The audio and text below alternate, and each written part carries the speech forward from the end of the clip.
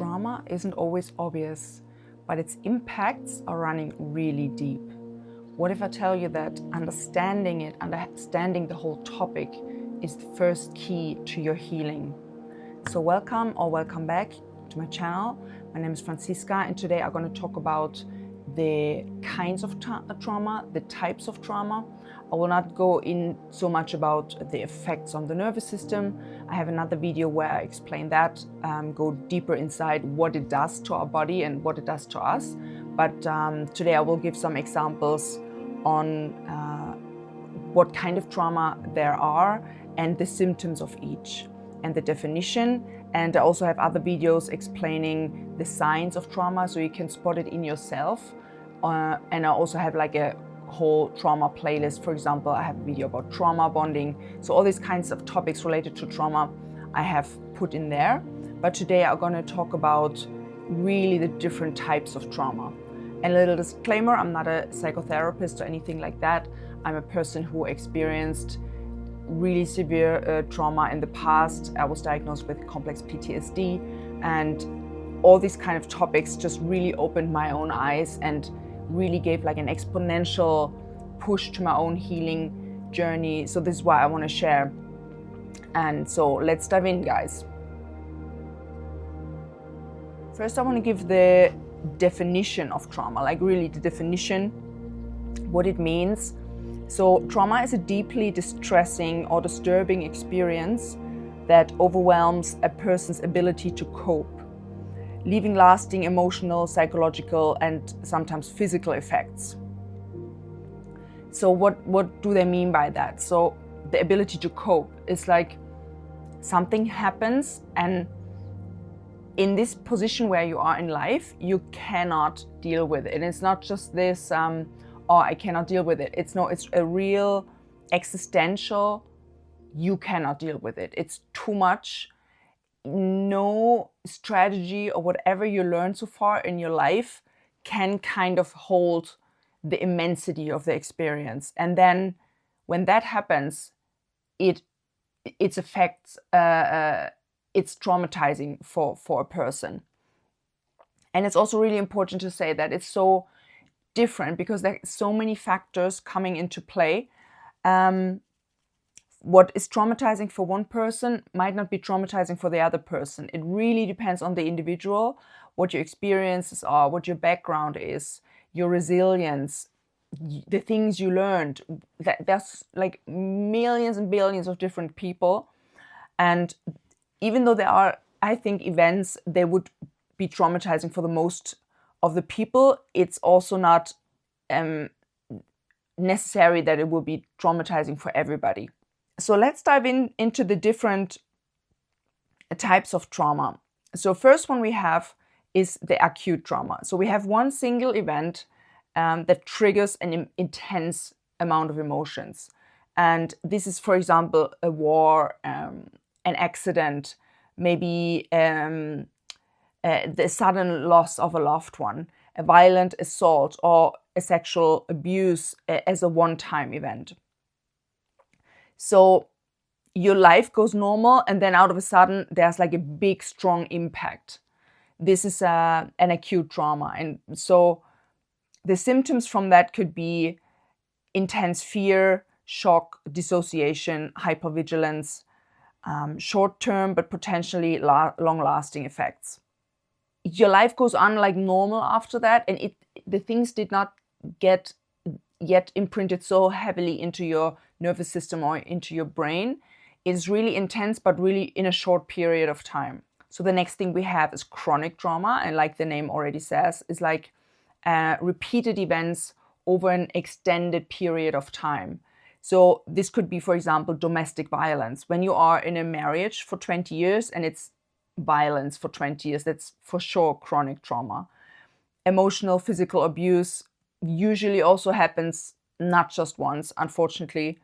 Bullying, let's say you are in school and you have experienced bullying for at least even a few weeks, even a few months. It's like a chronic thing. It repeats, it comes all over again. This creates such stress because you cannot escape it, and it happens all over again. It happens all over again. Of course, ongoing neglect, when you get neglected on a daily basis, or it just goes on and on. Of course, long-term exposure to toxic environments. It could also be work environments, friends, family members. There are so many subtle things.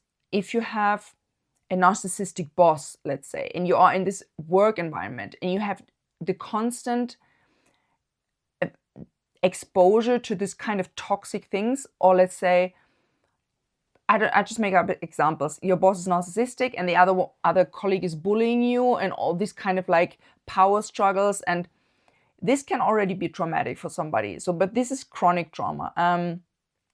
Symptoms could be persistent anxiety, sense of insecurity, which I think most trauma is resulting in that. Low self-esteem, trust issues, coping mechanisms like dissociation or emotional numbness.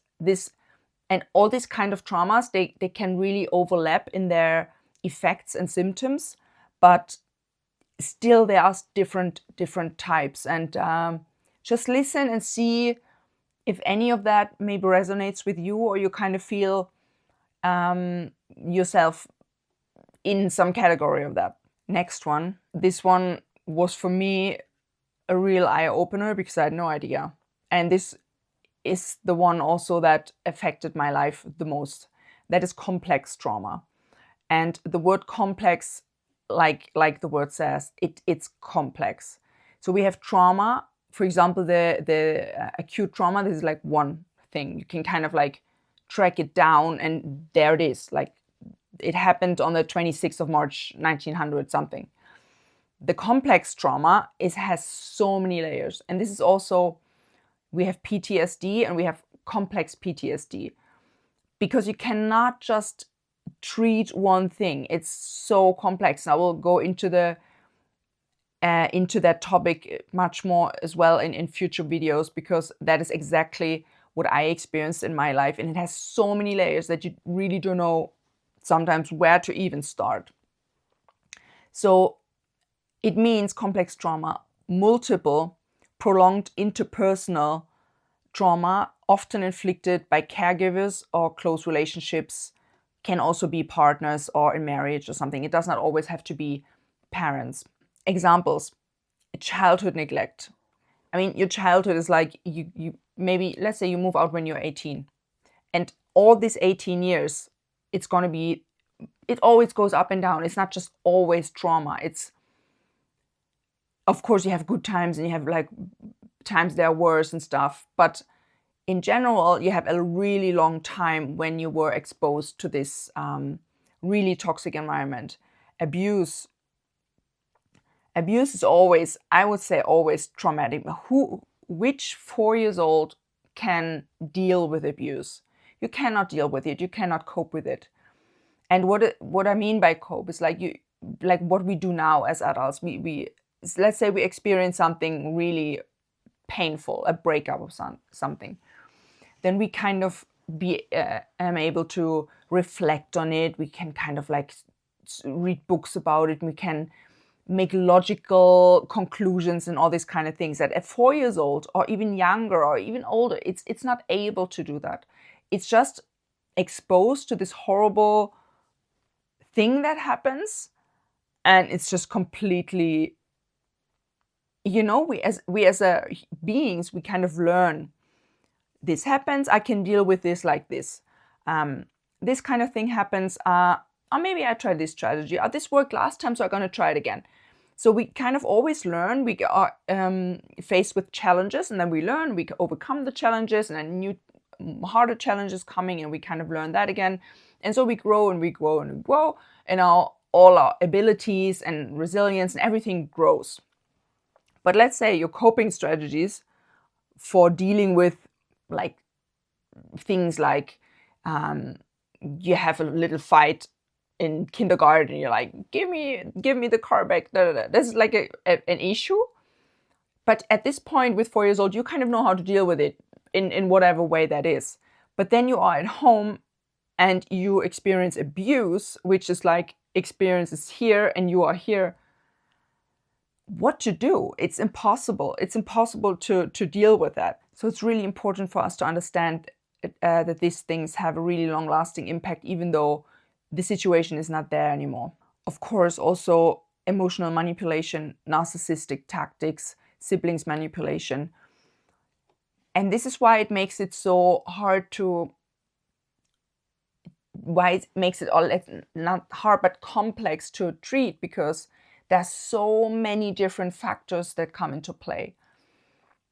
If your life would be great and you have, let's say, one caregiver abusing you, it's already really bad. But for you to get my point, but let's say you have this one person abusing you, but then you also have like a sibling abusing you, or then maybe you have bullying, and then you kind of create coping strategies. But the coping strategies make it again that you get bullied more in school, and so you get bullied in school, and then you kind of retreat from that coping mechanism, you try another one, because it's always kind of the path of the least pain in my experience. And you, like, your system, your whole system tries to navigate the world with the least pain. So you kind of really try different things. And of course you get older, things start happening, like other things start happening, and it's like layers and layers and layers on top of each other.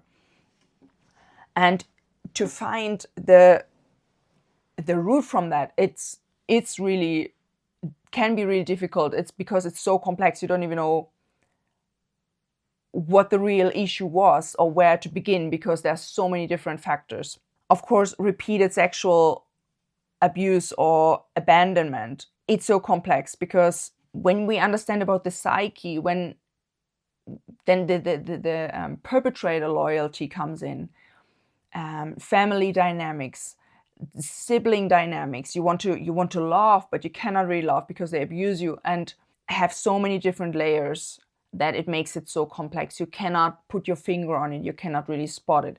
And of course, things like rejection, abandonment, it's also the things that did not happen.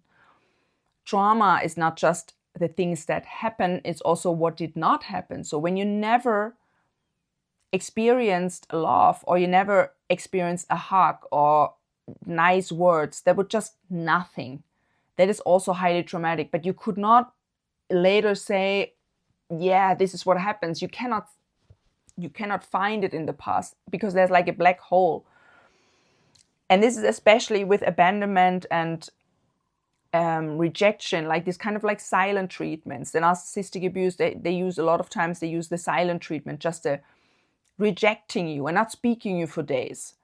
And then you cannot really tell what is going on, but something traumatic happens, because as a child you always try to create attachment, you always want to be safe.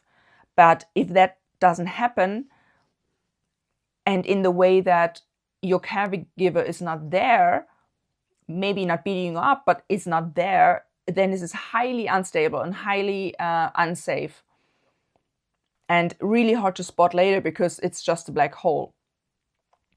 The symptoms of that is emotional dysregulation, of course, attachment issues, because it's like when your trust gets broken multiple times, not just once, but then again and again and again and again. Of course, you get attachment issues.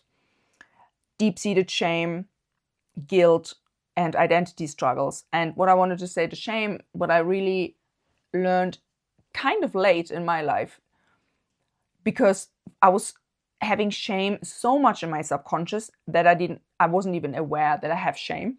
And when I learned, like, I think a few years ago, I was like, what is even shame? Like, what is even shame? And because all these years, what was shame, I thought it's me. I thought this is how I feel. But when I learned about shame, and shame is, I am wrong. Guilt is, I did something wrong, and shame is, I am wrong.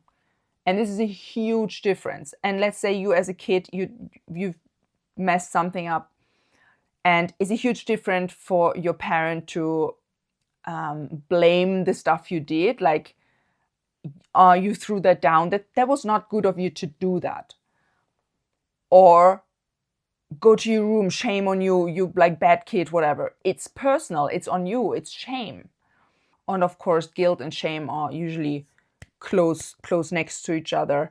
And this creates identity struggles because the identity that's supposed to be formed in a healthy way when you are young, and all your positive sides and talents should be encouraged. Of course, nobody's perfect. It's not about that.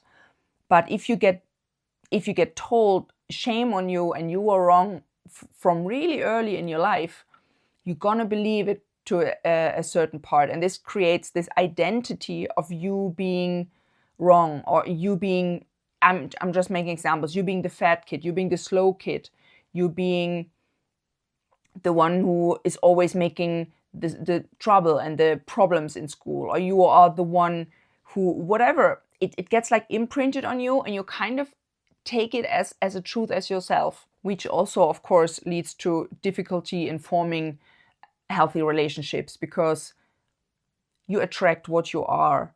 When you believe I am wrong, I'm not worthy, then you will attract that. It's no other way. It's no other way. This is how it works. You attract that what you are. When you deeply believe that you are worthy, you will attract people who will reflect that to you. Of course, there are always some exceptions, but in general, you attract that in your usual field, what you believe about what you are. Then we have developmental trauma. Also overlaps a lot with the complex trauma, and this is early childhood trauma. So in the years between 0 years and 6 years old. Of course, it goes more than that, but in these years, these are really crucial years for our development, brain development, attachment development, emotional regulation. So many things get developed in these years, and also our consciousness, it's open. It's like you can imprint a child with anything. It's incredible. So this impacts really strongly the emotional and cognitive development. It's trackable in the brain. Examples for that, developmental trauma, which usually is like the childhood early trauma, is emotional neglect or lack of warmth from caregivers. And this is what I said, like the lack of it can also be a trauma. It does not have to be something, it can also be nothing. Chaotic or insecure attachment patterns. Early exposure to violence or abuse. And when you hear these words, like say everything's chaotic, it's insecure, you have violence, you have abuse, your focus is always outside, because you cannot put your focus inside to yourself when you always have to scan the outside world for danger, or you have to scan your caregiver for a good moment when you maybe can go there, or maybe you get a hug, or you maybe get a good word. You have to be outside with your awareness the whole time. And this is why usually, in my opinion, people who are highly sensitive, when I talk to them in retreats, or the work that I did in with the psychedelics and stuff, usually the highly sensitive people, usually, I'm not saying always, they have a background of difficult experiences, because we get trained to be like a seismograph, to be like nuances. Like if your mother comes into the room and you know exactly, can I talk to her? I cannot talk to her. You know exactly in the moment. Then you watch her the whole evening. Maybe she goes to her room. You can learn. Maybe after food, maybe I can talk, because you have stuff to talk about, right? You were in school, maybe you had some issues.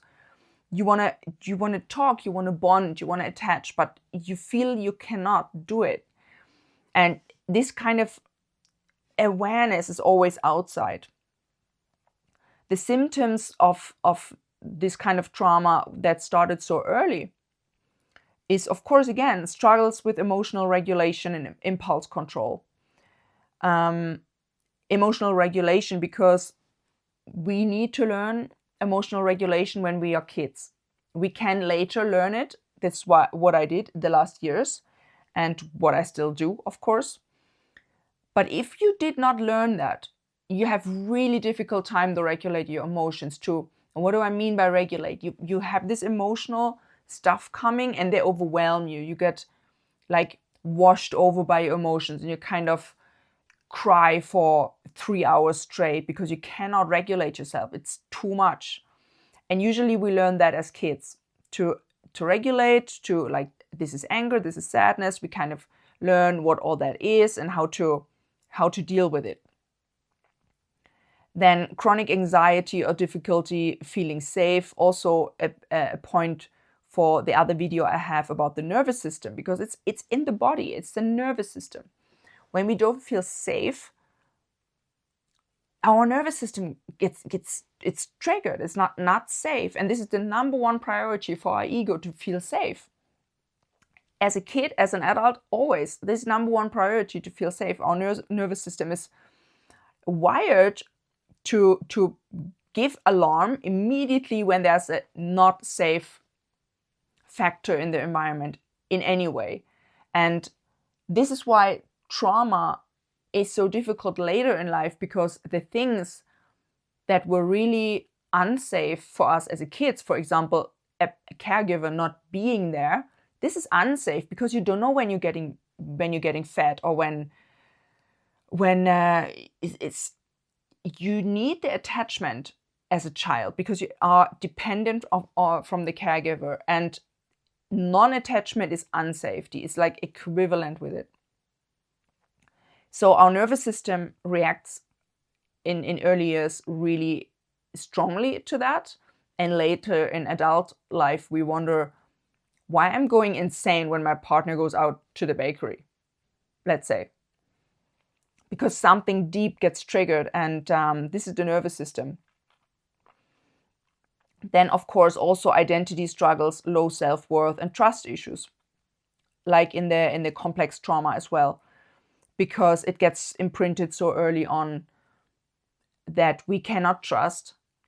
When you get repeatedly abused by a caregiver, which should be the person who's the safest for you, but it's the one abusing you, where should the trust coming from, right? It's really difficult. So these were the regular types of trauma, but I also want to mention that we have also collective trauma and intergenerational trauma. So collective trauma is something that a whole group or a society experiences. This could be war, natural disasters, or pandemic. So this is something we as a whole experience. And usually these things don't get resolved.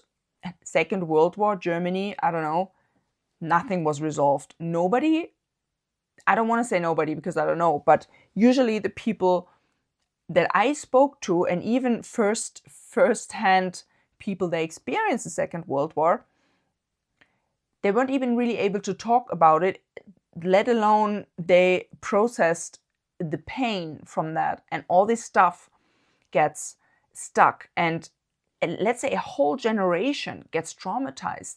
This is insane when we understand what that means, how unsafe that is for the individual and for the collective, and on a constant basis. I mean, a war is not over in 2 days or something.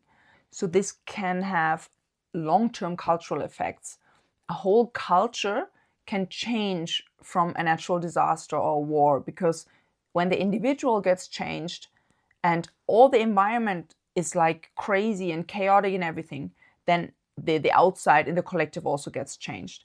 And this brings me also to the other part that I want to mention briefly, the intergenerational trauma. And this is also what was happening in my family line, that it gets passed on, and what gets not healed gets passed on. It's always like that. It's subconscious.